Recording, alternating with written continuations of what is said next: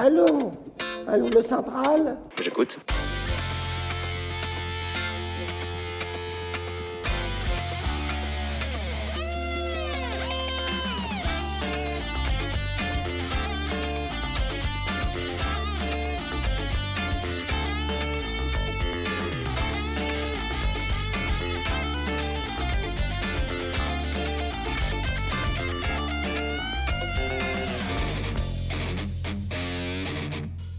Bonjour à tous, nous sommes en direct sur ERFM et nous sommes au 3e festival de la réconciliation. 3e festival qui s'annonce sous les meilleurs auspices comme les précédents. Et j'ai la chance d'être accompagné avec Camille Morden-Lynch. Salut Camille. Bonjour Yann, bonjour à tous nos invités et bonjour à nos auditeurs. Donc j'ai le plaisir, comme chaque année, on fait un peu cette réunion annuelle pour faire un peu le bilan, hein, le bilan d'ER, puisque nous avons eu la chance ce matin d'avoir l'AG de l'association Égalité Réconciliation, qui a été très très bien animé justement par Julien et Michael, que nous avons la chance d'avoir avec nous aujourd'hui. Et du coup, je vous propose, messieurs, de commencer justement un peu par là, sur en 2022, ER est toujours là. Il y avait un très joli panneau derrière sur la scène centrale avec qui célébrait les 15 ans de l'association. Hein. On peut dire qu'on tient et on peut être fier de ça. Donc, qu'est-ce qu'on peut dire de l'association d'ER en 2022 et les 15 ans, Julien, toi qui es un fer de lance de cette association depuis le début, hein, tu es là depuis 2007, aux côtés d'Alain Soral, solide comme un roc. Merci. Déjà, oui, effectivement, on peut déjà dire qu'on est solide comme un roc. On tient bien et surtout là, on est sur de la pierre, sur du concret, sur un beau domaine. Ça fait 3 ans qu'on se présente et qu'on passe du temps ensemble. C'est l'occasion de nombreuses activités et surtout c'est l'occasion de rencontres, beaucoup de rencontres. Donc l'association se tient droit face à l'adversité. Je pense qu'on parlera d'Alain Soral et de sa résistance et certainement aussi du fait que il nous manque ici, hein, forcément. Oui, clairement. Est-ce que tu peux nous parler un peu d'Alain rapidement, son état d'esprit, comment ça va ? Oui, je réitère ce que j'avais un petit peu dit l'année dernière, c'est que je suis toujours étonné de sa capacité à encaisser les coups, parce que cet exil doit être quand même très très difficile psychologiquement. Je pense aussi à des questions purement familiales, hein, sa fille qui doit voir vraiment très très peu, voire pas du tout, avec cet éloignement. Et puis surtout cette coupure de la France, hein, le pays qui est vraiment le sien. Je sais que son moral est excellent. Justement, c'est ça qui me surprend à chaque fois, c'est de voir que la dépression n'a pas de prise sur lui. Ce qui est intéressant, c'est qu'on va avoir l'occasion de le voir ce week-end, puisqu'il sera avec nous à distance, mais on a des camarades qui vont lui faire visiter le site en temps réel, grâce à la magie des applications. Voilà. Ok, parfait. Michael, toi, tu es un militant qu'on voit de plus en plus souvent dans toutes les activités d'ER. On peut dire un peu que tu montes en puissance et tu as été particulièrement actif pour l'organisation de ce festival, mais ça, on en parlera après. Mais dans un premier temps, tu parlais ce matin lors de l'AG, et c'était très intéressant, du rôle d'un militant. Qu'est-ce qu'un militant au sein d'Égalité Réconciliation ? Est-ce que tu peux détailler là, pour nous ? Nos auditeurs. Ouais, donc j'ai rappelé en fait ce que c'est que le militantisme chez Égalité et Réconciliation. En fait, c'est un petit peu particulier parce que ça ressemble pas du tout à ce qu'on connaît dans d'autres structures. On fait pas de manif, on fait pas d'opération coup de poing, on fait rien du tout sur le terrain de spectaculaire. Parce que en fait, notre rôle principal, c'est d'aider Alain Soral. Et aider Alain Soral, ça passe par l'aider à faire passer son message et l'aider à survivre, donc économiquement, faire tourner la boutique Contre-Culture, faire des événements qui permettent de ramener du monde, vendre des livres, faire rentrer des sous dans la machine, et en même temps propager les idées. Donc à chaque fois qu'on vend un livre d'Alain Soral, on propage l'idée et on rentre des sous. Et je sais qu'il y a un effort tout particulier qui est mis en œuvre, notamment par toi, pour mailler le territoire français, essayer d'avoir de plus en plus de sections locales un peu partout en France. Est-ce que tu peux nous en parler ? Alors, en réalité, c'est plus une question de responsables régionaux. Il y a des zones géographiques en France qui ont un petit peu périclité au sein d'Égalité et Réconciliation pour diverses raisons. Mais donc là, mon objectif, c'est de remonter de retrouver des responsables régionaux qui, eux, vont avoir la lourde charge d'essayer de remonter des sections locales. Donc moi, je m'occupe principalement, je n'ai qu'à faire à des responsables régionaux. C'est les responsables régionaux ensuite qui vont travailler à l'échelle locale. Et donc pour l'instant, je suis en train de remonter deux zones là qui étaient un peu en perdition. Ça prend du temps, mais on va dire que comme c'est du bénévolat, on peut pas trop en demander non plus, et c'est normal en fait. Et ce qu'il faut dire, c'est que le plus important, c'est la qualité. Hein. Ouais, effectivement, trouver des gars solides, c'est ce qu'il y a de plus compliqué. Oui. Et qu'une section, finalement, ça peut tourner avec peu de personnes. Tu voulais dire quelque chose, Camille ? Oui, non, je voulais dire, il y a vraiment une volonté de s'ancrer dans le concret, dans le réel.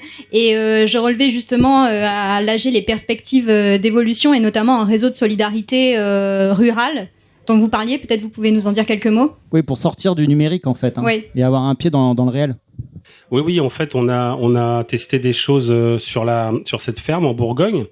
Et en fait, on se rend compte qu'on a d'autres points d'appui. Alors, Michael parlait des sections locales, et certaines sections locales ont des camarades qui ont aussi des domaines de la même importance et qui pourraient bénéficier, on va dire, du même traitement avec des événements organisés sur place, avec aussi forcément des activités, des exploitations aussi agricoles qui pourraient être relancées. Nous, on veut aussi permettre à nos camarades de pouvoir essaimer et trouver des refuges aussi. C'est un sujet que j'ai beaucoup entendu ce week-end, puisque les histoires qui nous paraissaient presque totalement insolites il y a encore quelques années, de gens qui sont obligés de quitter la ville pour X ou X raisons. Ça peut être l'insécurité, ça peut être des difficultés même au niveau économique. Ou le Covid, tout simplement. Et maintenant, des gens qui sont obligés de quitter la France avec, pour simple raison, des fois, des questions toujours liées à la famille, avec des enfants qui ne peuvent pas tous faire l'école à la maison, alors que c'était le cas avant. Tout ça nous interroge effectivement sur tout ce qu'on peut apporter à des camarades par la suite et dans les années à venir. Ouais. Et quel meilleur exemple que cette ferme et ce festival, qui est vraiment une façon de tous se retrouver. On est tous derrière notre écran à consulter le site, à écouter ERFM, à regarder ses vidéos. Et puis là, en fait, on a la chance d'être tous ensemble et de pouvoir se parler de visu. Et rien que ça fait un bien fou. Ouais, c'est vrai que c'est un moment qu'on attend tous. Hein. Quand on voit arriver les voitures, moi je travaille avec l'équipe du PC Sécurité, quand on voit arriver les voitures et les sourires, et puis des fois même des camarades qui ont quelques larmes aux yeux au moment du départ, on voit très bien que c'est un moment qui est attendu tout au long de l'année. Et c'est vrai que c'est un endroit de liberté. Hein. On cesse de répéter que on est plus des libertaires que des autoritaires, hein. C'est vrai, puisqu'aujourd'hui la liberté est plus finalement de notre côté que de ce qu'incarnent les autorités françaises, même des associations qui passent leur temps à fliquer les gens. Ici, en fait, on donne la possibilité à des gens de venir pouvoir discuter de sujets qui sont inabordables ailleurs. En fait. C'est sûr, c'est qu'ici on peut parler sans se censurer. Ou sans, une fois qu'on a sorti quelque chose, regardez comment réagissent les gens autour de nous. Donc rien que ça fait un bien fou, c'est sûr. Michael, donc toi cette année et déjà l'année dernière, hein, tu es très impliqué dans l'organisation de ce festival. Mais cette année plus que l'année dernière, parce que l'année dernière tu t'occupais spécifiquement du pôle restauration. Et là vraiment tu as pris le contrôle de l'organisation du festival dans son ensemble. Ouais, c'est presque ça. En fait, effectivement, l'année dernière et l'année d'avant, j'étais à la restauration. Là, j'ai trouvé un gars fiable là, qu'on va voir tout à l'heure, Roland, qui s'en occupe.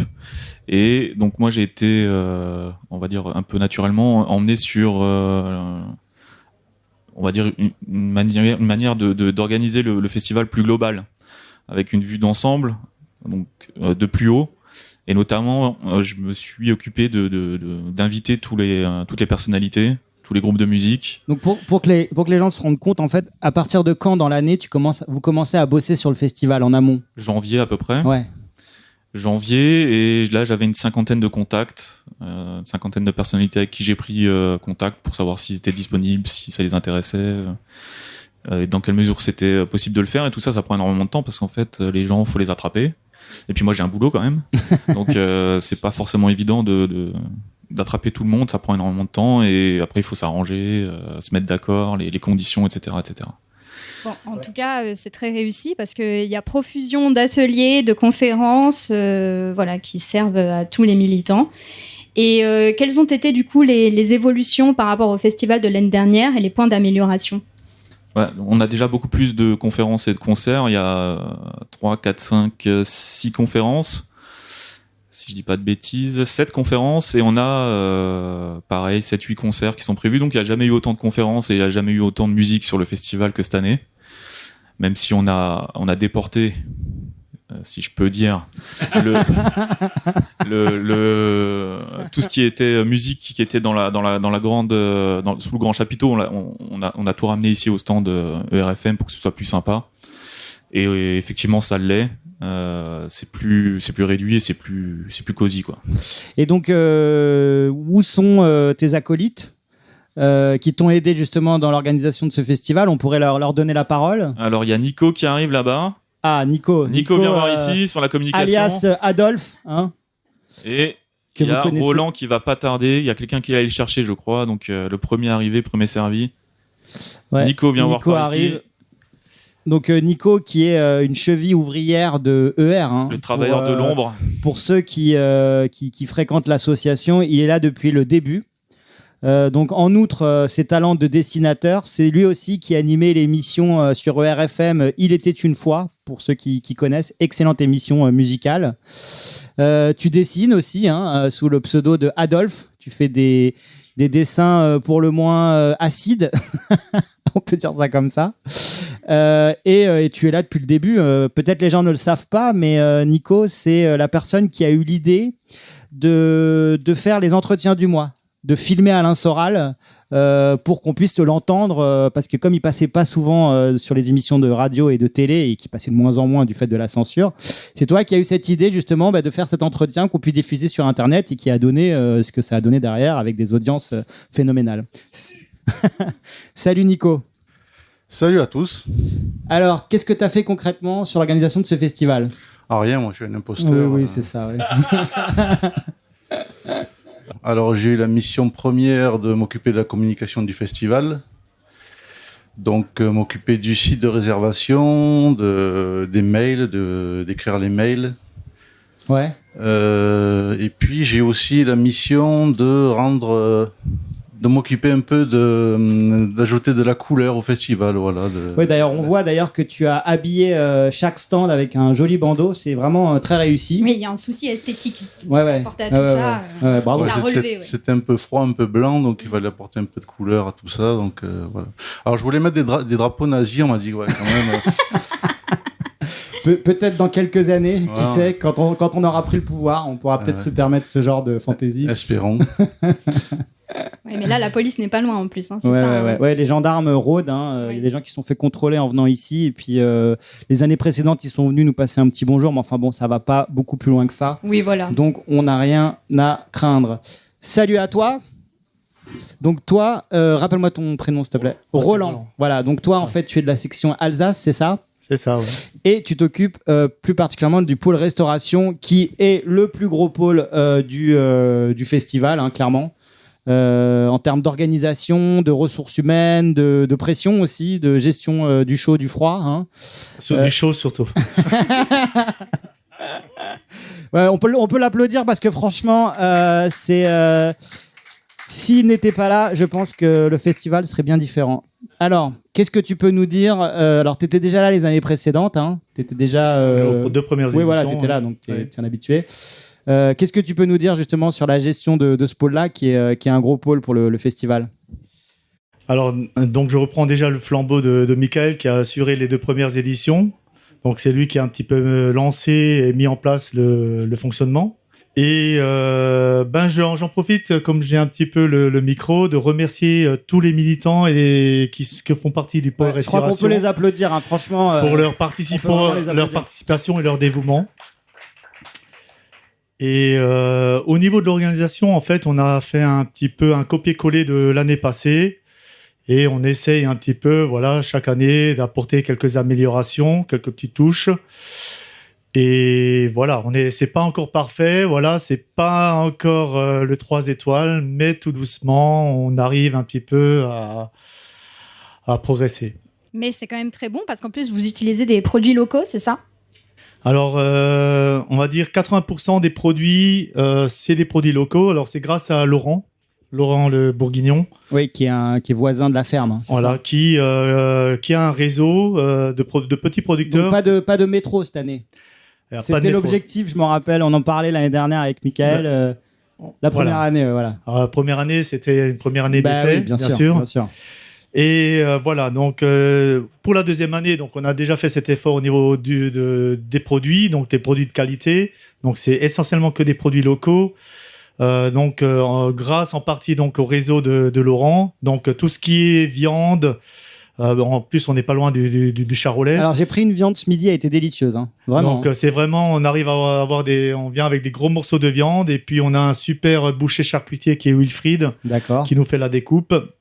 On a tout ce qui est saucisses, pareil, ça vient de la boucherie charcuterie, donc pas loin d'ici. Le jambon, pareil, on a eu un énorme jambon et il faut le trancher, etc. à l'ancienne. Donc, il faut que les gens se rendent bien compte, hein. On est là sur 3 jours de festival. Donc, il y a 3 repas par jour. Puis, il y avait un repas hier soir, donc ça fait à peu près une dizaine de repas pour 370 personnes. Hein. Il faut quand même se rendre compte, là. Ouais. On est quand même sur une logistique et une organisation sérieuse, quoi. Hein. Et donc, il assure vraiment tout ce qui est légumes, fruits et légumes. Bon, au niveau fruits, on est un peu pauvre. On fera un effort la semaine prochaine, c'est pour répondre à... L'année prochaine, pardon. L'année prochaine, c'est pour répondre... Moi, je reviens, si tu veux, mais... On sera là. Ce sera pas pareil, quoi.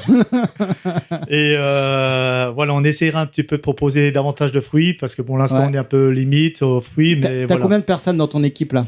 Alors, on est 24. 24, voilà. Ok. Alors, donc c'est une belle équipe. Voilà. Et vous tournez, non, j'imagine? Voilà, on a mis en place un système d'équipe. De rotation. De rotation, pour que les camarades ne soient pas le nez sur le gaz pendant 24 heures. Ouais.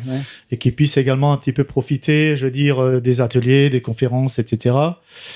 Et quand même, chaque gars fait 6 heures non-stop et sérieux, quoi. Ouais, donc c'est du boulot. Et il faut voir la carte. Je trouve que la carte s'est étoffée par rapport à l'année dernière. Voilà, on a répondu à certaines demandes du national. Voilà, donc on est resté un petit peu sur le végétarien. Grosso modo, je pense que l'an prochain, on va supprimer ce mot vegan, végétarien, et on va proposer plutôt des plats sans viande. Ouais. Ça sera plus simple. Mais voilà, on a un petit peu étoffé. On propose, par exemple, ce soir, on va innover. On va proposer, par exemple, des falafels. Très bien. Et une salade de pâtes composées pour notre ami Julien. Ok, super. Voilà. Bon, on a la chance d'avoir Greg avec nous, qui est le pilier de la ferme. Clairement, c'est toi qui portes ce projet sur tes épaules depuis le début à peu près. Hein. Et moi, à chaque fois que je viens, je suis toujours ravi par l'avancée des travaux, l'avancée du projet. Je sais que c'est pas forcément facile pour toi puisque il y a toujours la contrainte financière et matérielle, mais malgré tout, ça avance. On était venus en moto là avec des camarades d'Île-de-France. On était venus vous filer la main là parce qu'il y a plein de trucs à faire ici, mais ça on va en parler plus tard. Mais déjà salut à toi, c'est un plaisir d'être avec toi. Et qu'est-ce que tu peux nous dire là sur l'actu de la ferme? Quelles ont été les dernières avancées, les derniers gros travaux et les projets qui arrivent là? Bonjour à tous. Donc effectivement, je suis le responsable de la ferme Égalité Réconciliation depuis 2 ans maintenant. Et c'est un endroit où, comme je le redis chaque année, on ancre dans le réel tout ce qu'on voit dans le virtuel au niveau du site et de l'idéologie Égalité Réconciliation. C'est l'endroit où se cristallise vraiment le travail. C'est-à-dire que ici, il y avait tout à faire. Alors on a déjà 2 ans de travaux derrière nous, donc ça s'étoffe de plus en plus et il y a de plus en plus d'infrastructures qui sont viables et qui peuvent être utilisées d'année en année. Et étant parti de rien, on avait effectivement peu de moyens et donc il nous fallait beaucoup de bras. Et c'est le but aussi, c'est de faire comprendre aux militants que la partie du militantisme, elle n'est pas que virtuelle, elle est aussi réelle et elle s'enracine dans le concret. Justement, donc comme tu es venu la dernière fois, un exemple concret, c'est tu es venu faire du bénévolat. Ah ouais. Voilà, je me suis retrouvé à couper du bois et à faire de la tronçonneuse dans la forêt à côté. Voilà. Non mais j'ai appris des trucs, hein, je vous dis, on travaille, on apprend, c'est le très, but aussi. Voilà, on a tout un panel d'activités ici qui est très large effectivement, puisque c'est une région un petit peu en déshérence et on doit tout faire nous-mêmes. Hein, et c'est aussi une question financière, hein, tout simplement. Et ça nous permet nous de mettre la patte à des militants, de leur permettre de toucher à des activités qu'ils ne voient qu'à travers le travail des autres, tout simplement. Et beaucoup se trouvent une vocation. Je sais que beaucoup de militants qui viennent faire du bénévolat ici, quand ils s'inscrivent dans un planning de plomberie ou de le second œuvre placo, l'année prochaine, ils reviennent en disant « chez moi, j'ai refait la plomberie ouais. ». Donc ça leur permet aussi de s'améliorer, de comprendre qu'ils ont les moyens, avec leurs petits bras et leur gros cerveau, de bosser aussi et de faire les choses. C'est principalement ce qu'on apprend aux gens ici, c'est à mettre la main à la pâte et à se rendre compte qu'ils en sont capables, tout simplement. Non, c'est ça, c'est pour un militant venir aider et participer à un travail collectif et en même temps se former. Exactement. Pour lui personnellement. Exactement. Et on passe un très bon moment. Hein. Franchement, il y a une très bonne ambiance de camaraderie ici. Et je le dis pour les auditeurs qui nous écoutent. Hein, venir ici, non seulement vous allez apprendre des choses, vous allez avoir le sentiment d'être utile, mais vous allez passer un super week-end. Hein.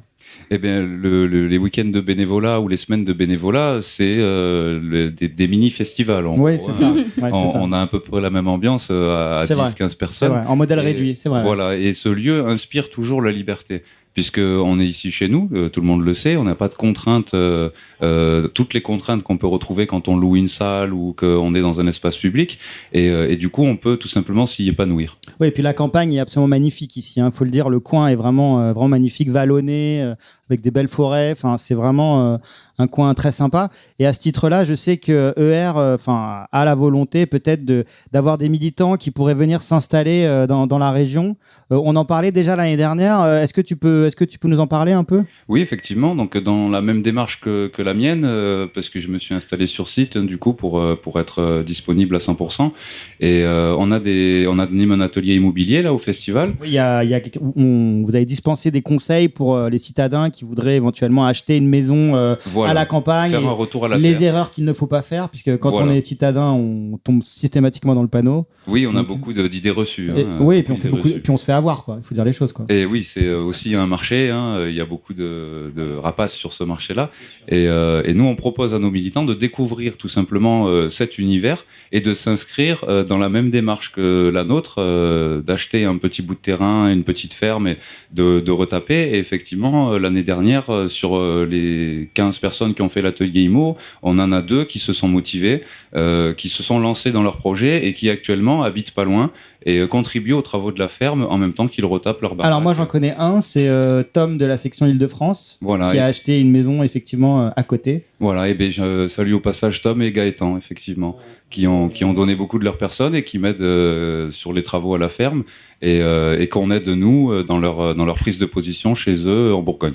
Donc je le redis hein, pour les auditeurs, n'hésitez pas. Alors comment ça se passe ? Il faut contacter son responsable de section locale, hein. Et c'est via lui en fait que vous pourrez faire votre demande pour venir aider à la ferme. Voilà, c'est comme ça que ça se passe en gros. Oui, c'est toujours réservé aux militants, c'est-à-dire qu'on n'accueille pas du touriste, on accueille des militants qui, sont déjà en section. Donc il faut déjà avoir un peu fait ses preuves en tant que militant, quoi. Voilà, si vous êtes arrivé simple adhérent, ça risque de coincer, quoi. Eh ben, il faut faire le parcours dans l'ordre, hein, tout simplement. C'est ça, il faut respecter, voilà. Ici, il faut on respecter le voit un les petit règles. peu comme une récompense aussi. Donc c'est liberté, mais il y a quand même de la hiérarchie. Hein. La liberté, ça se gagne et ça s'arrache. Ok, Mickaël. On est en direct avec le président. Ah, alors on a la chance d'avoir Alain Soral qui se joint à nous par téléphone. Président, bonjour. Bonjour, président. Est-ce qu'on peut le brancher sur la station audio, histoire de pouvoir discuter avec lui, parce que je pense qu'il nous entend là. Et comme ça, on pourra peut-être échanger 2 mots avec le président. Ce serait sympa. Président, vous nous entendez ? J'ai hâte de visiter les douches et les toilettes. Eh ben, écoutez, c'est une Parce qu'en fait, c'est au sanitaire que tu vois la bonne tenue d'un collectif. Eh ben, moi, j'ai pris une douche ce matin et franchement, il n'y avait rien à redire. Ouais, il paraît que c'est en bien meilleur état Il n'y que avait l'année absolument passée. rien à redire. Président, vous êtes là ? Non, mais continuez tranquillement vos trucs. Là, je fais la visite, je fais l'inspection des travaux finis, là. Ok. Bon, et vous êtes, Je regarde un peu vous tout. êtes satisfait ? Ouais, c'est impressionnant. Hein. On dirait la fête de l'UMA, ça me rappelle ma jeunesse. Je sais pas comment il faut. Ouais, Je sais pas comment il faut le prendre, mais.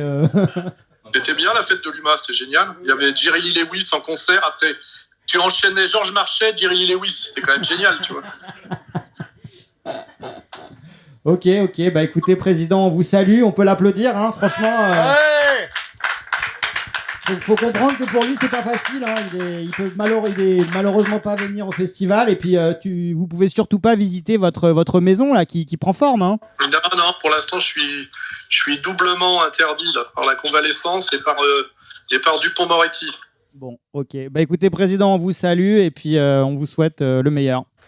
Ouais, de toute façon je reviens demain là pour une petite conférence avec Xavier là. Ok, parfait. C'est demain que ça se passe. Là je fais la visite. Ok, bah écoutez, bonne visite. Merci, président. Et Greg, j'avais une petite question. Il me semblait qu'à l'AG, on avait évoqué le fait qu'au cœur même de la ferme, il pouvait y avoir plusieurs familles qui s'installeraient. Oui, c'est un endroit qui peut accueillir jusqu'à 6 familles. Ouais. Par rapport au volume des bâtiments et au volume des terrains en termes de travail à effectuer et de rentabilité économique d'un endroit à exploiter, tout simplement. On peut aisément faire vivre 6 familles sur cet endroit. Mais c'est le projet, parce que moi je me rappelle quand on discutait, c'était plus... enfin, il me semblait qu'on voyait plus cet endroit comme un endroit où on peut accueillir des militants justement de toute la France, et puis ça tourne en fait. Oui, là on parle de volume. Ouais, de volume, ouais, tout simplement. Ouais. Okay, en volume, on pourrait éventuellement accueillir 6 familles. Là, pour l'instant, nous on part sur de la réno qui ouvre lieu à de la location. Ouais. Pour de gîte. Voilà, du gîte. Qui serait ouvert à l'extérieur ou qui serait plutôt pour l'instant, dédié on est plus dédié aux militants. Oui, bien on sûr, reste dans le cadre privé, dans le cadre de la récompense. Hein. On est hors du schéma classique du loisir où on va tout payer et tout avoir gratuit. Enfin gratuit entre guillemets, hein, tout nous tombe sur les bras. Ici, on s'inscrit dans une continuité de travail où on va apporter ce qu'on a apporté dans un schéma économique global. Il y a une cohérence sur la totalité des travaux qu'il y a à faire ici, qui se décline dans une dizaine ou une quinzaine de corps de métiers différents. Donc, il y a du maraîchage, on peut faire du bûcheronnage, on peut faire de l'exploitation sur de l'élevage puisqu'on a des terres qui s'y prêtent. On a beaucoup de travaux de bâtiments, donc tous les corps de métiers du bâtiment, ils sont les bienvenus aussi. Et donc, chaque spécialité peut trouver sa place éventuellement dans un circuit à long terme pour l'implantation d'une famille, en termes de volume. Parfait. Et donc, quels ont été les gros travaux là ? J'ai vu que ça avait beaucoup avancé là dans la Longère, que vous aviez fait un espace qui était parfaitement habitable maintenant, hein. Oui, les premières années, on a pris le soin de viabiliser le lot, qui n'était pas du tout viabilisé. Donc, c'est des gros travaux, mais qui ne se voient pas beaucoup de l'extérieur. Et là, dans cette année, on a attaqué sur un des lots, ce qu'on appelle les lots secondaires, hein, tout simplement, et qui donne le résultat d'une maison finie. Donc, ça se voit. Donc, on a un premier gîte qui est terminé à 90-95%. Il reste un peu de déco à faire. Et on enchaîne sur les gîtes d'à côté, où sur 2, le gros œuvre est fini. C'est hors d'eau, ce sera bientôt hors d'air. Et sur les 2 derniers bâtiments, on attaque de zéro comme au début où on est arrivé sur site, sur le premier gîte, où on refait toute la toiture pour remettre hors d'eau et on refera tout le gros œuvre pour mettre hors d'air et pouvoir entamer derrière les lots secondaires. Bon, il reste du taf, quoi. Il y a énormément de travail, oui. Il faut, en termes de comparaison, moi j'ai passé un peu de temps dans le bâtiment. Un chantier comme ça, si on le fait tourner avec des salariés, des ouvriers, des entreprises, on est à 200-250 personnes en permanence sur site pour que ça avance. Là, nous, on se débrouille avec les moyens du bord, à on va dire 15 personnes qui se relaient. On arrive à faire sortir un gîte par an. Ouais, c'est bien. Michael, tu nous as rejoint. Donc, oui, donc cette ferme vraiment qui accueille ce festival chaque année dans des meilleures conditions, année après année. Michael, je vais juste revenir avec toi sur l'organisation et la programmation du festival. Donc, aujourd'hui, on a à peu près combien de festivaliers Tu l'as dit avant, on a un petit peu moins de 300 festivaliers, donc visiteurs, et entre 70 et 80 militants. D'accord. Donc voilà, on est en gros à 350, 360, 370 sur place.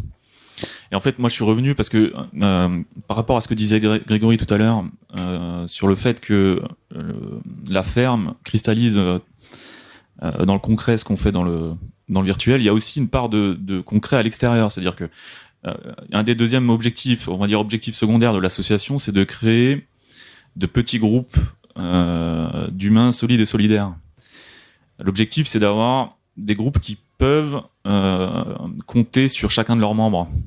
Et ça demande du temps et de traverser, on va dire, à quelque part des petites épreuves ensemble pour que les groupes se soudent. Et à la fin, on se retrouve ici, au festival, où on a plein de petits groupes qui viennent et qui se rencontrent. C'est vraiment, on va dire, l'apothéose de l'année pour un militant, d'avoir passé toute l'année avec sa section locale et de pouvoir aller rencontrer les autres sections, voir ce qui se passe chez eux. Oui, ça peut permettre aussi de créer des sections locales, en fait, avec des amitiés très fortes qui peuvent après se matérialiser dans le militantisme au sein de R. Tout à fait, c'est là en général que je rencontre les gens, parce que c'est toujours mieux de les voir en face à face. Mais voilà, donc c'était juste pour dire ça, que c'est un endroit spécial et je pense qu'il va continuer à le... Donc le festival est vraiment, ne serait-ce que déjà dans la vie de R, ça prend énormément de ressources et de temps. Hein. Tu l'as dit tout à l'heure, vous commencez à bosser dessus en janvier. Bon, moi je suis de ça un peu plus loin, mais je suis quand même un peu impliqué et je peux vous dire que c'est une énorme dose de travail que chacun en plus prend sur son temps libre, parce que... ce sont des bénévoles, donc c'est d'autant plus à mettre à votre mérite. Donc tu disais, donc déjà dans l'organisation de R, c'est très important. Et puis effectivement, pour un militant, venir au festival, c'est un peu le passage obligé une fois dans sa vie, comme quand on est musulman d'aller à la Mecque, quoi. Faut aller au moins une fois au festival de R, quoi. Ouais, tout à fait, ouais. Et en plus, c'est un vrai plaisir, donc vraiment. Donc ce que disait aussi Greg tout à l'heure, c'est les gens qui vont venir travailler ici. Ils seront d'abord intégrés dans des sections locales dans lesquelles ils auront fait entre guillemets leurs preuves, c'est-à-dire qu'ils auront montré qu'ils ont une parole qui pèse, voilà, une fiabilité. On n'envoie pas des charlots à la ferme. La ferme, c'est vraiment pour l'élite. Ouais. Et juste si je pouvais rajouter quelque chose, à la ferme, c'est là que se crée, notamment entre les gens des différentes sections, ce qu'on appelle un esprit de corps. C'est là où les gens se rencontrent, ils rentrent dans l'intimité les uns des autres, et du coup, ils apprennent à se connaître réellement, et pas à travers des petites journées où on n'a pas le temps réellement de causer. Là, on reste le soir et la nuit, et du coup, on a beaucoup de temps et beaucoup de possibilités de connaître les gens avec qui on milite de façon intime. Et c'est ce qui s'appelle l'esprit de corps. Et de ce que j'ai remarqué là avec les festivals qu'on a fait les 2 années précédentes, c'est celui-là. C'est vraiment ici qu'on retrouve cette je sais pas comment on pourrait le dire, cet engouement pour la vie en collectivité, sans les problèmes qu'on peut rencontrer dans la collectivité qui nous est offerte par le système.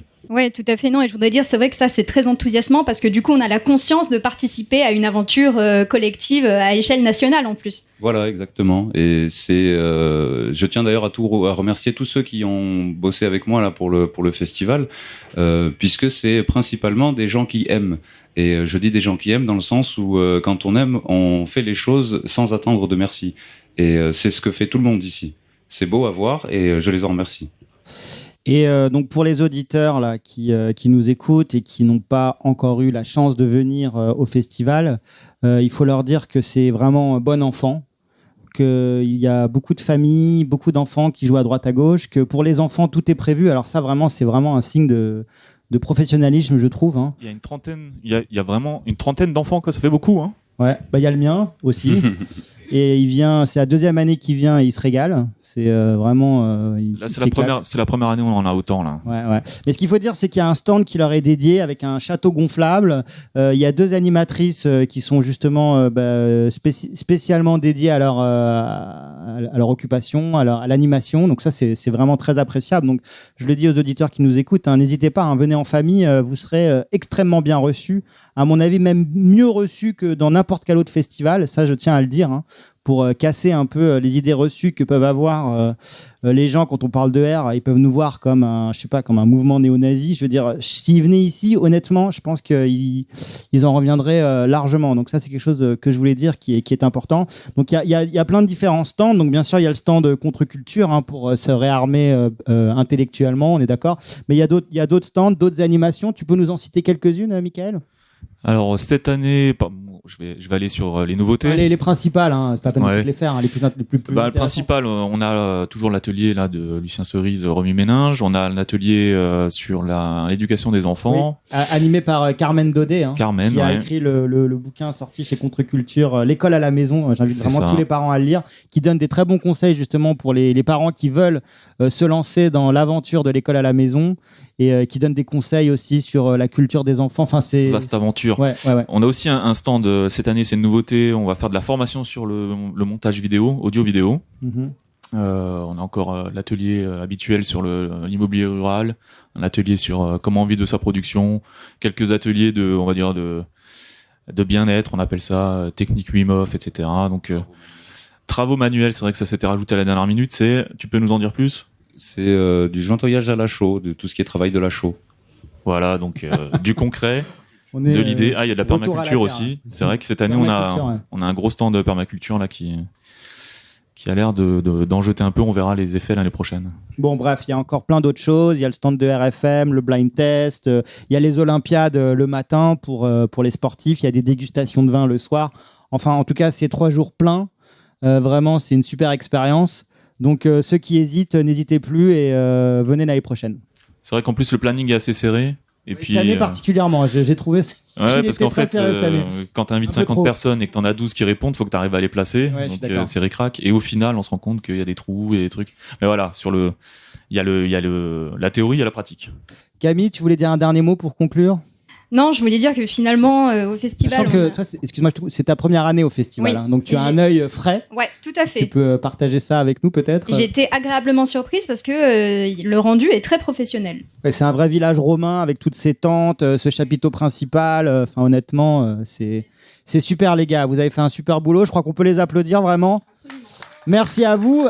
Donc maintenant, la question qui tue, c'est l'année prochaine, on rempile ?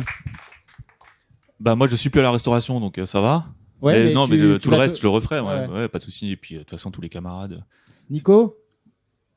Oui, toi, de toute façon, t'es... Je crois que j'ai pas le choix. Donc, si on veut bien de moi, je vais revenir. Ok. Bon, Greg, je te pose pas la question. Hein, je veux dire... pareil que les camarades. Toi, c'est pas que t'es là. C'est la question, c'est pas de savoir. C'est toi, t'es là toute l'année en fait, quoi. Exact. Voilà. Donc indémodable. Bon merci messieurs. Je vous dis à l'année prochaine, j'espère. Et puis d'ici là, que Dieu vous garde au festival. Salut. Merci à tous. Salut, merci à tous.